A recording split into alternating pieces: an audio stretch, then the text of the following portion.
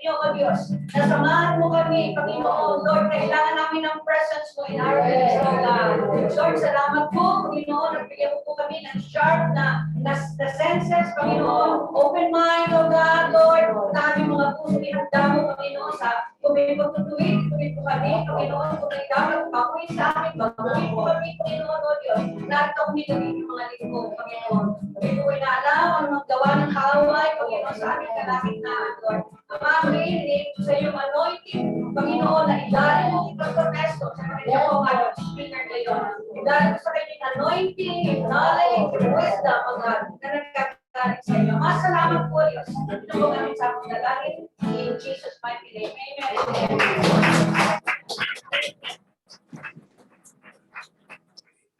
Amen. Tayo po yung makaupo na sa presensya ng Panginoon. Wow, powerful worship po. Salamat po. Yan ang kailangan po natin, yung presensya ng Panginoon. So okay po ba yung sound ko, Pastora? Narinig niyo ako? Very good, very good.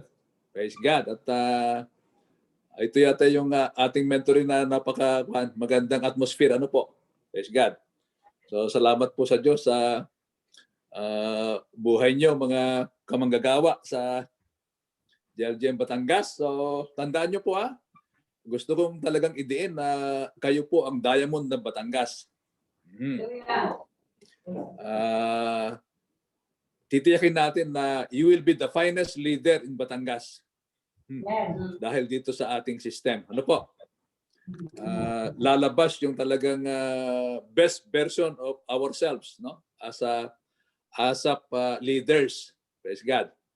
So anyway, gusto ko pong balikan po yung nakaraan nating topic last sa Saturday dyan sa Pilipinas. Uli po, gusto kong muli emphasize yung ASAP system natin. Ano po? Dapat po ito ay ulit-ulitin natin.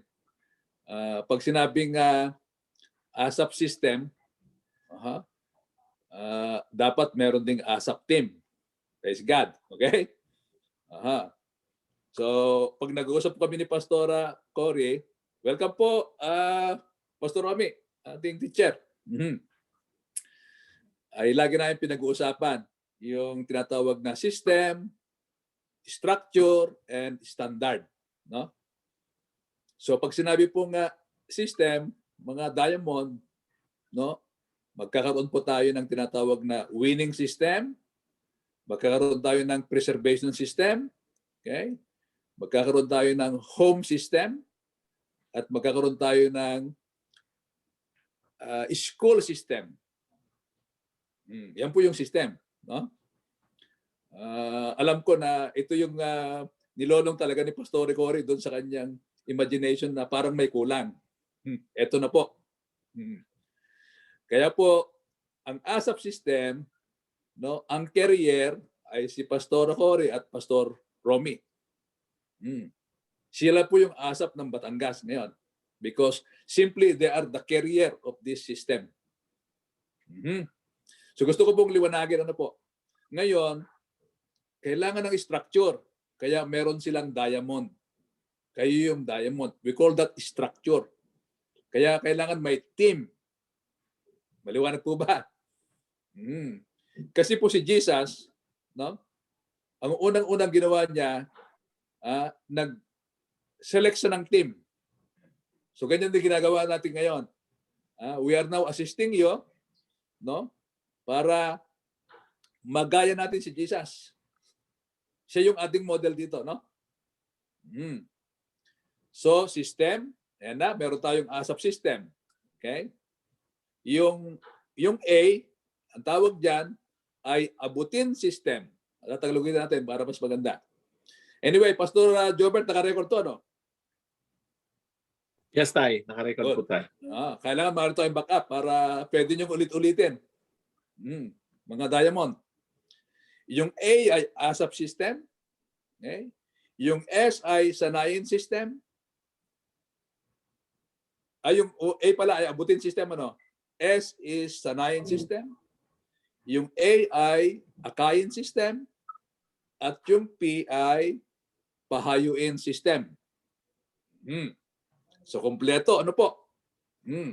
Pero huwag niyo pong kakaligtaan na ito ay sistema ni Jesus. Okay. Ang ating pinag-aral po, no? Yung abutin, no? Matatagpuan natin sa Book of John, di ba?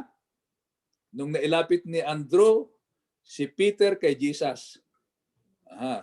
So si Jesus may abutin system. Si Dr. Luke, no? Ay yun yung sanayin system. Nung pinuntaan ni Jesus si Peter doon sa Lake of Galilee, ni-record dyan ni Luke, Book of Luke. Kailangan po nating liwanagin na ito pa ay biblical. Okay? Hindi po ito haka-haka o kuro-kuro. Biblical po ito. Okay? Now, sa Book of Mark, yan naman yung Achaean system. Sabi ni Jesus, come and follow me. And ano sabi niya? Come and follow me. And I will make you fishers of men. Discipleship na po yun. So, Achaean system dito sa ating system, no? At nirecord naman ni Matthew, no? Nung natapos ni Jesus yung abutin, sanayin, Achaean, nirecord po ni Matthew yung pahayuin system. Go and make disciples. Diba? So, ibig sabihin, ang ginawa ng mga disciples, no, nag-disciple lang talaga. Great Commission. Pero tila ba, di ba, Pastor Aquari? Parang hindi naman ganyan ang ginagawa natin ngayon. Bakit kaya? Di ba, napansin nyo? Hindi ganyan ang ginagawa natin ngayon. Nakakalungkot po. Ito po, lalo na. Ang sabi ng Ephesians chapter 4, ulitin ko ulit. Ewan ko, nabanggit ko ito nung last time. No? Si Jesus nagbigay ng 5-fold gifts sa kanyang church. Para saan? To equip the saints to do the ministry. Ibig sabihin, kung hindi po tayo mag-disciple, no, walang mangyayari sa ministry. So ang trabaho ng pastor is to equip the saints, to make disciples. So napakaganda ngayon dahil hindi lang si Pastor Robbie, Pastor Cory, meron pa silang Diamond as a team to make disciple in Batangas. Yan po. So again, system. 3 years ago po, no, nung na-discover ko ito, and then nakita ko yung ASAP, sabi ko ito na. Praise God. So gusto ko pong emphasize na itong ASAP ay sariling atin. Sa pag-aaral ko ng discipleship for 3 years, God ordained na malagyan natin talaga ng system itong ASAP. No? O ma-adapt natin itong system na ASAP. Praise God. At very exciting po. Very exciting itong sistema na binigay sa atin ng Panginoon. Hindi po aksidente, no, na may nakasabit na ASAP sa ating mga dingding sa ating mga churches. 10 years ago, nung kinuha ko itong ASAP na nakasabit doon sa Sumakab, kina Pastor Eric, pinicturean ko po yan. Imagine nyo, 10 years ago, no? Ngayon lang nabuhay. Hindi na ito nakasabit, no? This will be a great movement, no? At maganda, no, magmo-model tayo diyan sa Batangas. Mga minamahal ng mga Diamond, no, imo-model po natin ito. Of course, with the anointing of the Holy Spirit. Hindi natin magagawa ito kung hindi sa anointing ng Holy Spirit. Meron na akong i-share kay Pastora Cory. No, gusto kong i-share sa inyo bago ako pumunta sa ating topic ngayon. No? Siguro naman, kilala nyo ang 12 spies, di ba? Na inutusan ni Moses para ispayan nila yung promised land. No? Okay. Gusto ko pong makita natin no, na ang church ngayon ay katulad ng 12 spies. Si Caleb at si Joshua kakaiba dito sa 12. No? Kasi nung sabi ng Panginoon, go and possess the land. Ibig sabihin, ibinibigay ng Panginoon ang promised land sa kanila. Alam niyo po, bukod tangi nakakaibang mentality itong Caleb and Joshua. No? Dahil nung narinig nila yung sinabi ng Panginoon na they will possess the land, no? Kapansin-pansin po dito sa dalawa, na yung narinig nila na promise ng Panginoon, agad nilagay sa puso nila. So hindi pa nila papasok yung promised land, abay, nasa puso na nila. Wala nang pwedeng umagaw. Wala na. At naniniwala ako kay Pastor Cory, wala nang pwedeng umagaw sa asap sa puso niya. Amen?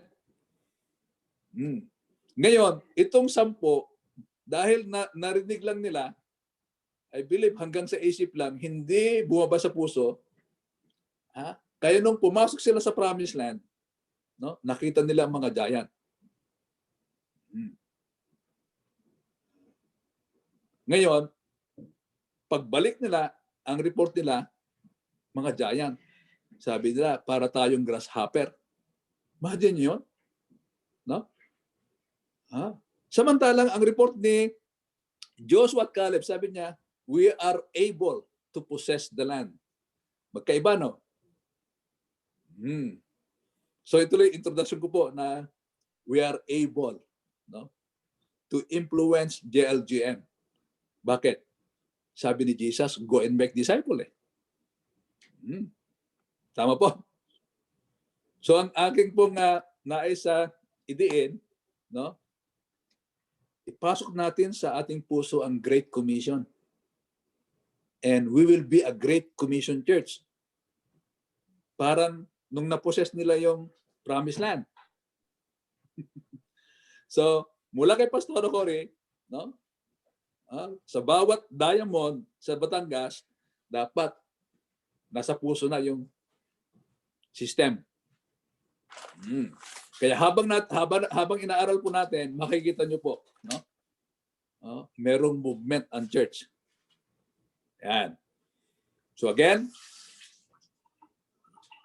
pwede natin itong i-replay kung kinakailangan, balik-balikan sapagkat alam niyo, 3 years na inulit-ulit ko itong inaaral. At talagang ordinary ng Panginoon na ma-share sa inyo po dahil halos namamaster natin yung system. No? Though, marami pa tayong hindi alam, pero andun na tayo, nasa loob na tayo ng system. Kumbaga, sabi mo po kay Pastor Cory, no? I am caught by this system. Hindi po ako ang nakasalo, kundi ako ang sinalo ng system. Okay, so wala akong kawala dito. So, yan din po ang gusto kong maging atmosphere natin, environment natin sa Batangas na we are caught by the ASAP system of Jesus. Gusto ko pong maging maliwanag po yan para anuman ang harapin nating adversity, no, we are like Caleb and Joshua. Amen. Okay. So, ang topic po natin ay right understanding of the gospel. Okay. So, naisan na po ni Pastor Jobert yung ating first lesson. 3 po ito. And then after this 3 lesson, aware ako na meron tayong gap sa ating mga meeting, but that's okay, no? Sabi na po sa akin ni Pastor Cory, pero naka-line up na po yung ating lesson. Mga minamahal na diamond, no? So tatlong lesson ito kasi pag-aaralan po natin ano ba ang gospel content, Ano ba ang gospel community? Ano ba ang gospel cause? Sa kabuuan po ng GLGM ay wala pang ganitong katuruan. So ito po ay aking na-innovate nung nakuha ko po yung concept ng gospel content, gospel cause, and gospel community and gospel cause. So of course we are forever grateful sa Panginoon na nagbibigay sa atin ng ng ability. Ano po? Praise God. Hi ka naman. Hello po. Ito si Pastora Vicky po. Ayan. Magandang gabi sa mga Diamond ng Batangas. Umaga na doon. Magandang umaga. Tanghali. Ayan. So bibisitahin po niya yung mga disciple niya sa baba. Okay. So ito po ang topic natin. At actually, ito pwede nyo nang i-apply kapag meron tayong na-win. Pwede nyo pong i-apply ito. Okay. So number 1 ng ating pag-aaralan yung tinatawag na gospel content. No? Gospel content. Nandiyan po yung PowerPoint. Okay? Pero gagawin ko po ay isasummarize ko lang ito. Ibibigay ko po sa inyo yung idea, yung concept, no? At pwede nyo pong i-replay. So dito po sa 1 Corinthians, maliwanag po, ito yung sinasabi ni Paul. No? Sabi niya, I pass unto you what was most important. No? And what had also been passed unto me. Alam natin si Pablo po ay direct revelation ito na nakuha niya itong concept ng gospel. Ano po? Christ died for our sins, just as the scripture said, He was buried, and He was raised from the dead, and the third day, just as the scripture said. Yan. So, yan po yung gospel. Ano po? Namatay si Kristo, inilibing at nabuhay na muli dahil sa ating mga kasalanan. Yan. Now, dito po sa gospel content ay may 3 bahagi. Okay? Ito po yung, actually may revision na ito kasi matagal ko na pong nagawang PowerPoint ito. Ginawa na lang natin 3 R. Yung tinatawag na redeem, restored, renewed, or new life. Yan. Okay? So, ito po yung ipapaliwanag ko po. Ngayon. So, pag sinabing redeem, no? Or yang sa puntos ko po rito ay nakalagay dyan forgiveness of sin or salitang redeem kung i-shortcut natin Okay, so the word redeem or forgiveness of sin, mas maganda gamitin natin yung redeem, no? Siguro ito i-modify ko pagkano pero para madaling matandaan, 3 R pagdating sa gospel content. Ano po? Diyan, gospel content. Under gospel content, ilagay nyo, number 1 is redeem. Ayan. So the word redeem, simply ganito. Yung deem means own. No? Kaya redeem, dahil tayo ay nawalay sa may-ari. Diba? Nasubukan nyo bang nagsanla sa isang pawn shop? Diba? Sinanla nyo, pero pag-aari nyo. Kaya redeem. Bought back. Ano po? Yan ang salitang redeem. Okay. So, dito sa redeem, simply, no? Sabi ng Bible nga na namatay si Kristo para sa ating mga kasalanan. At nung tinanggap po natin ang Panginoon, course, yun doon nangyari yung tinatawag na redemptive experience or born again experience. Redeem. Okay. So dito sa redeem, gusto ko pong i-share sa inyo na merong 2 klase ng forgiveness dito sa redeem. Okay? Pwede nyo isulat. Number 1, ito yung tinatawag na unilateral forgiveness. Okay? Magandang maunawa natin ito. Unilateral forgiveness. Okay. Nung sinabi ni Jesus, no? It is finished, no? Kinagamit natin sa iiyan, tetelestai. No? The moment nagsabi si Jesus na it is finished, no? Ibig sabihin, He already paid in full ng lahat ng kasalanan ng mundo. We call that unilateral forgiveness. Yan. So bayad na lahat ng kasalanan ng mundo, kahit yung mga isisilang pang mga bata. So we call it unilateral forgiveness. Okay. Pangalawa, yung tinatawag na parental forgiveness. Kaya meron kayong mababasang 1 John 1:9. Okay? That is parental or relational forgiveness. Yan. Maliwanag po ba? Ngayon, maari pong may nakasakit sa atin, no? Di ba? At yung taon na yun ay maaring alam niya nakasakit pero hindi man lang pumunta sa atin, no?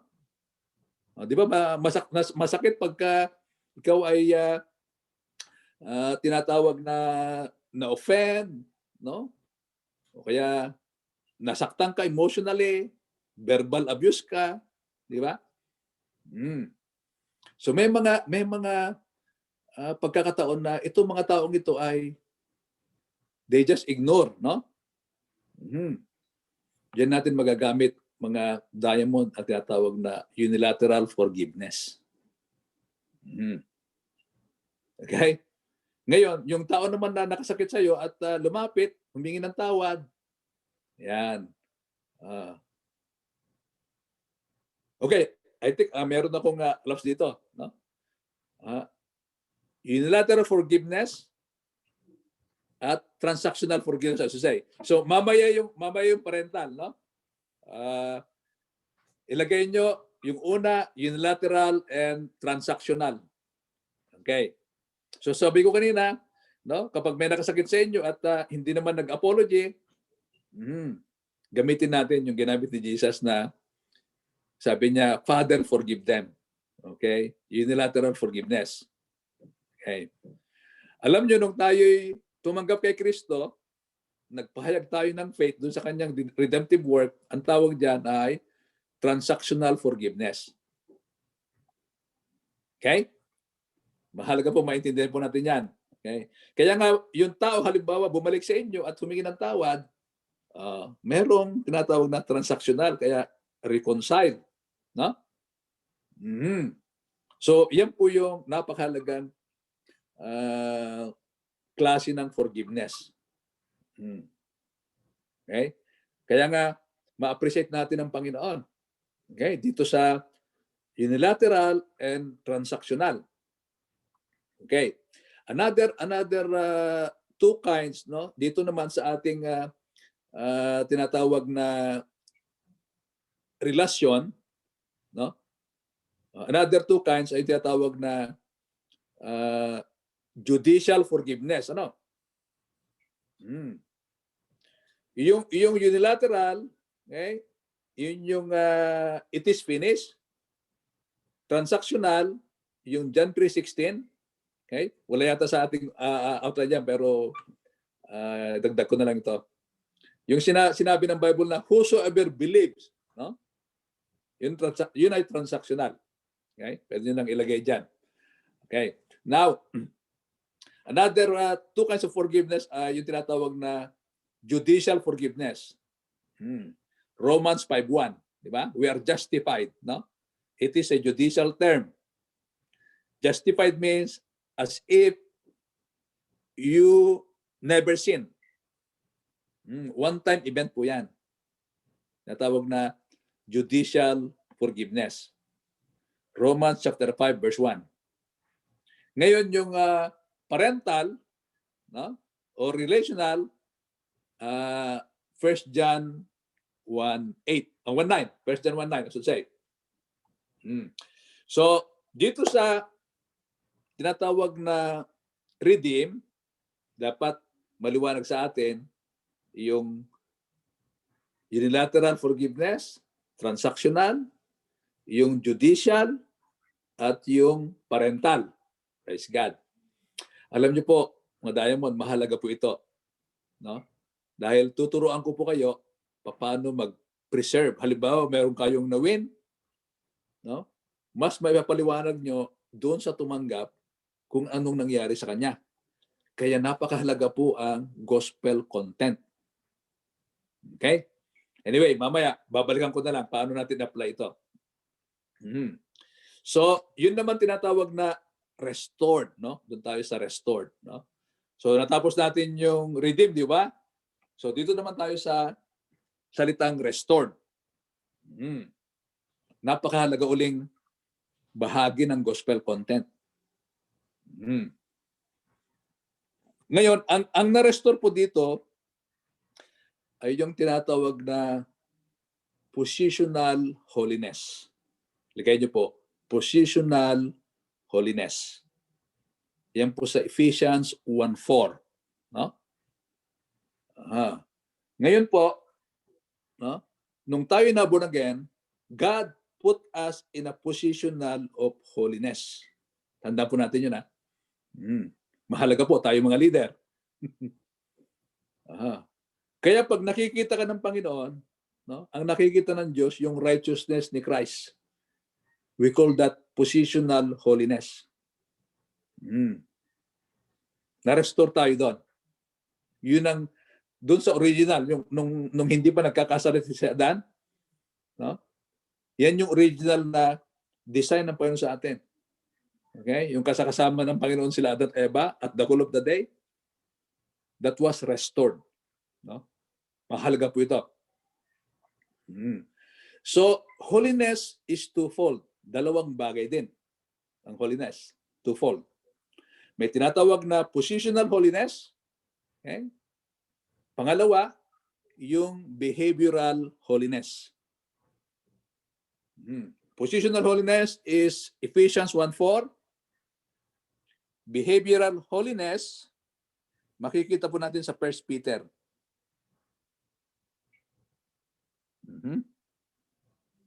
1 Peter 14-16. Okay? Ganyan po that. Summarize ko na lang po. Ano po? So doon sa restoration part ay lagi niyong maintindihan po na restore tayo sa positional. That's our position, no? Kahit na hindi pa malago yung Kristiyano, no? God put us in a position of holiness. Ephesians 1:4. Okay? Now, behavioral holiness is our part. Nasabi ng First Peter. Ano po? Ano sabi ni Peter dito? Sabi niya sa 1:14, no? Beginning 1:14. You must live as God's obedient children. Don't slip back into your old ways of living to satisfy your own desires. You didn't know any better then.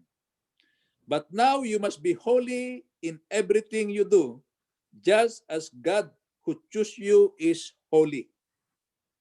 For the scriptures say, you must be holy because I am holy. Ang tawag po dyan, behavioral holiness. Yan yung ating part.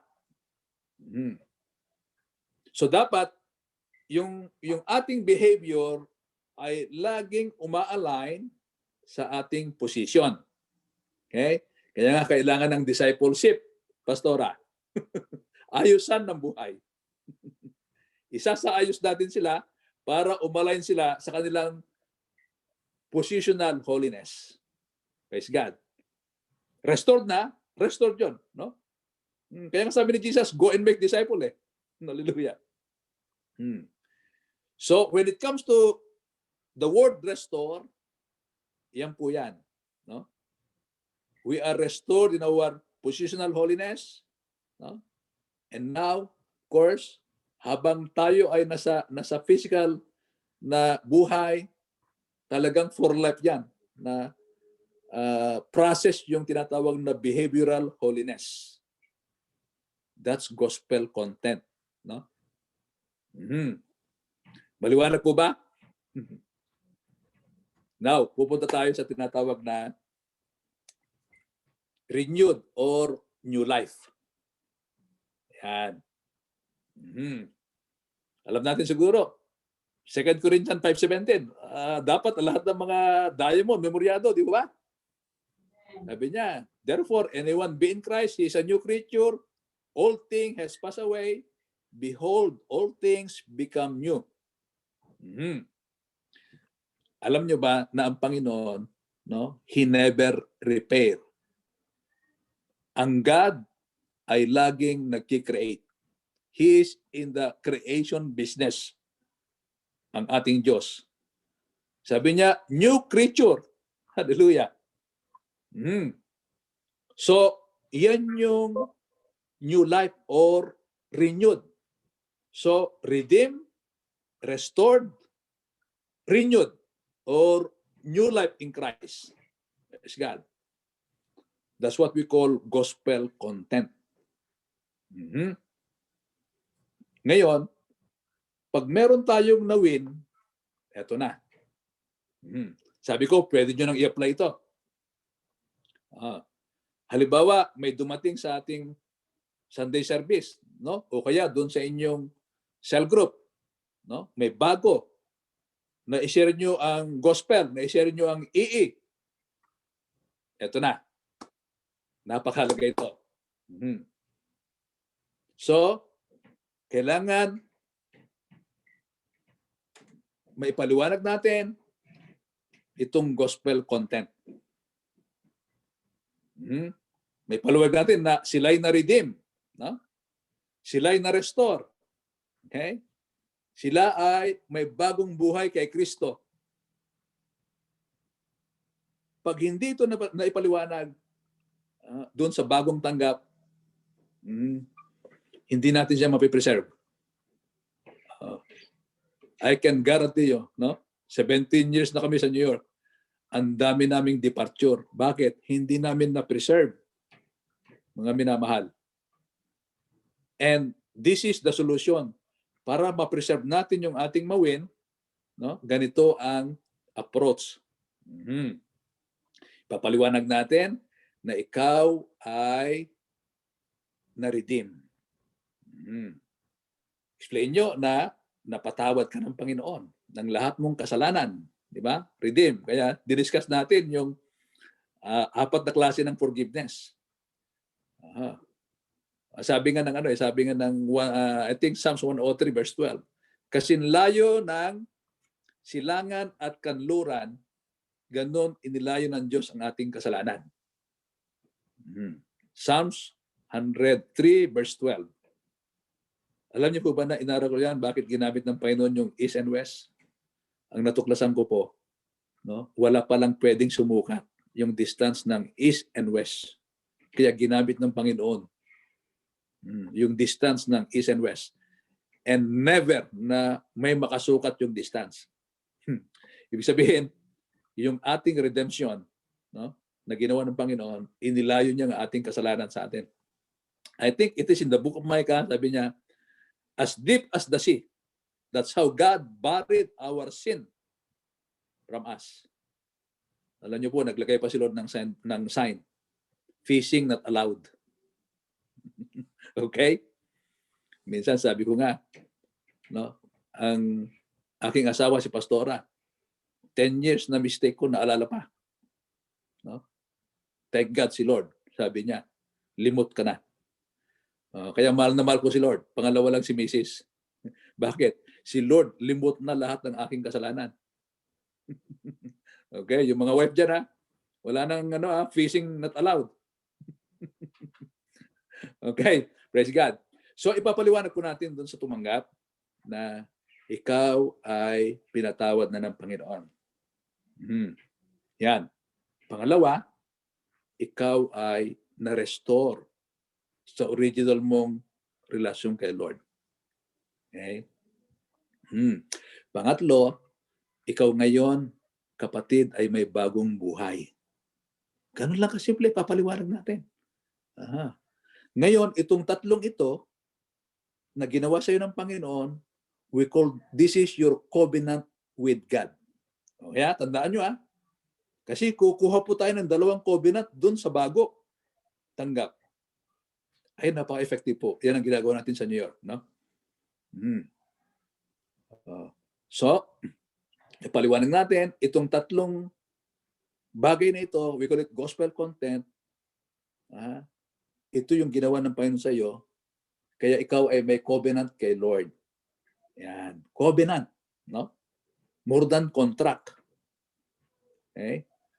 So, kailangan may paliwanag natin na meron siyang covenant kay Lord. So ngayon, maaring si Pastora muna siguro ang mag-approach dun sa bago para ma-demonstrate. No? So ngayon naman, at dito ako, ito i-offer nyo yung sarili nyo. Offer yourself. Andito ako para tulungan kita na magpatuloy ka sa covenant mo kay Lord. Magpatuloy ka sa bagong buhay. I'm here. No? I'm here to help you. No? Interesado ako na maranasan mo yung bagong buhay kay Kristo. Kaya andito ako, tutulungan kita by all means. Ngayon, kailangan ko naman ang tatlong bagay sa iyo. So, magkakaroon din kayo ng covenant. No? Bigyan mo ng araw yung libre ka. Number 1. Oras. Pangatlo, saan? Kung hindi pwedeng physical, edi virtual. Ano po? Ayan, meron na kayong covenant dun sa bago. Okay?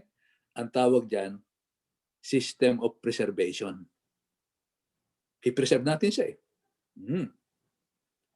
Yan. So, meron siyang covenant kay Lord. At yung tatlong binigay sa iyo, araw, oras, saan, yan naman ang covenant niya sa iyo. Kaya halimbawa, pagka umiiwas, paalala mo, di ba, nagkaroon tayo ng covenant. No? Meron ka ng covenant kay Lord at meron din tayong covenant na dalawa kasi ako yung tutulong sa iyo. Hallelujah. Ayan. Alam niyo po, wala nang iwasan dito kasi meron na tayong ang tawag diyan ay mga preservator, consolidator or preservator, yung talagang magpi-preserve sa kanya. Di ba? Iyan ang wala sa atin sa DLGM. Agree po kayo? Hindi natin to talaga napag-aralan, di ba? Yan po ang tinatawag na gospel content. Hallelujah. Naging maliwanag po ba? O kailangan ko pang ipaliwanag? Kasi gospel content muna tayo ngayon. Next meeting will be gospel community. At lalo nyo pong ma-appreciate ito. Pastora, meron bang tanong?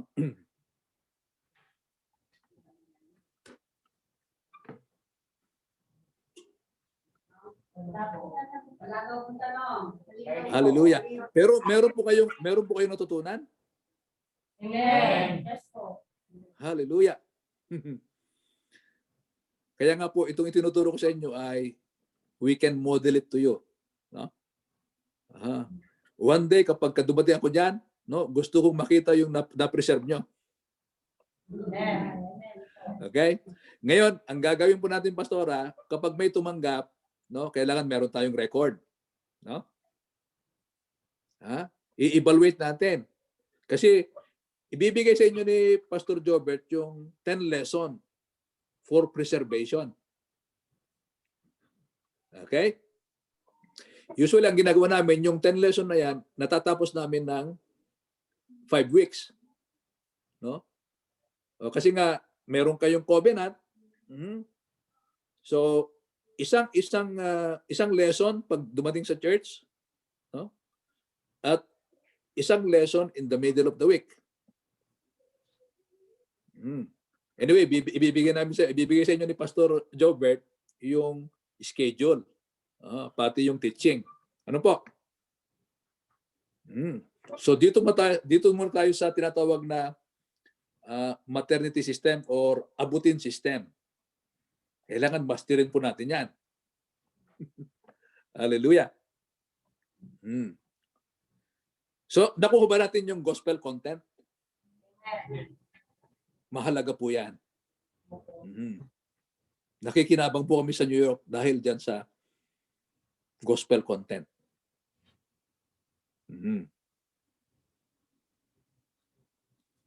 So gusto ko marinig kung sinong may take away ngayon sa gospel content. Sino pong volunteer? Mga takeaway, mga natutunan.